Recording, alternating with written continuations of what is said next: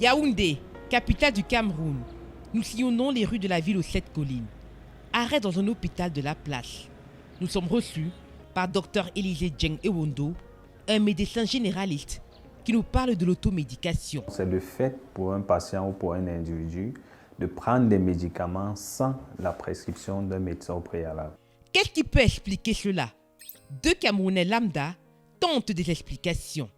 Certaines personnes pensent que la consultation est chère, la procédure et tout, et préfèrent, si peut-être une voisine a pris un médicament par rapport à tel symptôme, ils préfèrent aller acheter le même médicament. L'objectif ici visé beaucoup plus, c'est de chercher à stabiliser d'abord le patient avant éventuellement de se rendre vers le médecin. Pourtant, il existe des dangers liés à l'automédication. C'est l'échec thérapeutique.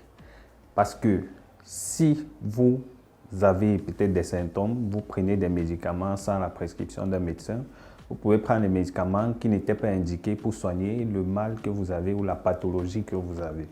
Ça va entraîner l'échec thérapeutique. Ça veut dire tout simplement que vous n'allez pas trouver la guérison escomptée parce que vous n'avez pas pris le médicament indiqué pour la maladie en question. Que dire aux personnes qui négligent les hôpitaux et optent pour l'automédication?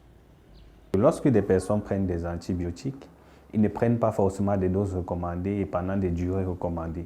Ça fait en sorte que la bactérie va développer des résistances contre l'antibiotique en question.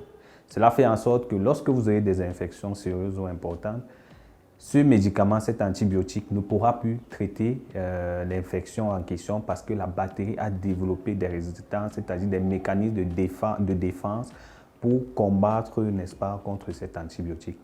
Malgré les dangers de l'automédication, lorsque certaines personnes se dirigent vers les pharmacies pour s'approvisionner en médicaments sans prescription médicale, le pharmacien les leur donne. Pourquoi? Il y a ce qu'on appelle les produits OTC. Il y a des produits qui ne nécessitent pas forcément une ordonnance, mais qui ne nécessitent pas non plus une automédication. Si un individu a aujourd'hui une fièvre ou il a un mal de tête, si c'est juste un mal de tête passager, il vient passer à l'officine. Le pharmacien, vous savez, le pharmacien a 7 ans d'études. Au cas où vous ne le saurez pas. Il a 7 ans d'études en matière de santé.